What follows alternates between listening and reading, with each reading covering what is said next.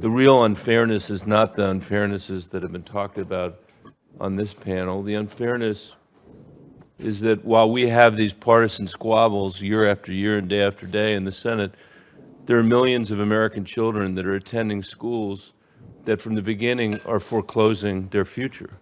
There are millions and millions of people that are teaching today in America that have a job that's much harder than anybody on this panel has, who are not being adequately supported in their work. What's unfair from my perspective is that if you're unlucky enough to be born poor in America, you arrive at kindergarten having heard 30 million fewer words than your more affluent peers.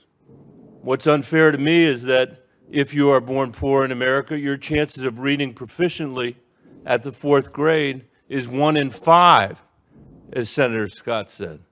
20% of children that are poor in America are proficient readers in the 4th grade. What's unfair to me, because our K-12 system and our early childhood system, it's not even a system, our early child offerings, and the fact that we've made college so expensive and so out of reach for so many children, something we don't debate or discuss around here much. Your chances of graduating with a college degree if you're born poor are roughly 9 in 100. And your chances of getting skills that can put you into a high-paying job are about that as well. We just had a presidential debate in this country, a presidential election, where education wasn't raised by either candidate almost at all.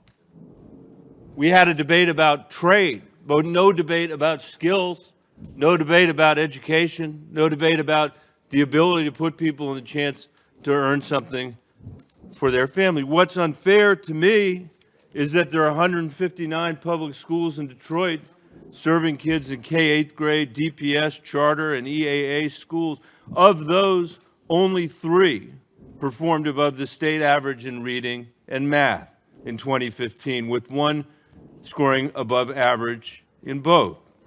The other 156 public schools performed below average in both reading and math. What's unfair to me is that in Detroit, 15% of the kids in charter schools are proficient. 9% of the school kids in public schools that are not charter schools are proficient. What's unfair to me is that kids are going to school in an American city that not a single person on this panel, if they could avoid it, would allow their kid to attend school. That's what's unfair to me. And I think that's what's unfair to so many kids in America that haven't been given a chance. There's going to be an argument about what the federal responsibility is, what the local responsibility is. I was a school superintendent of an urban school district. The last thing I wanted was the federal government to tell me what to do.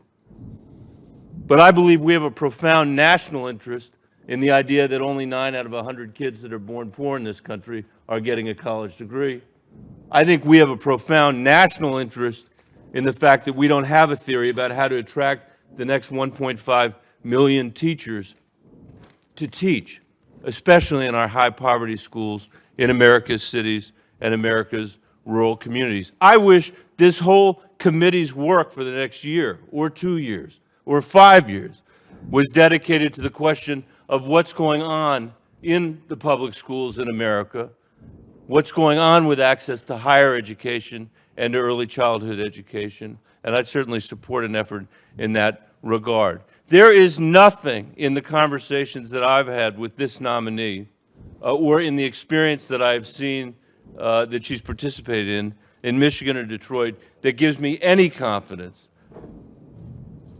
that she can lead us in the direction we need to head, which is to ensure that every single kid in America has access to high-quality education, whether they're lucky enough to be born to wealthy parents or not.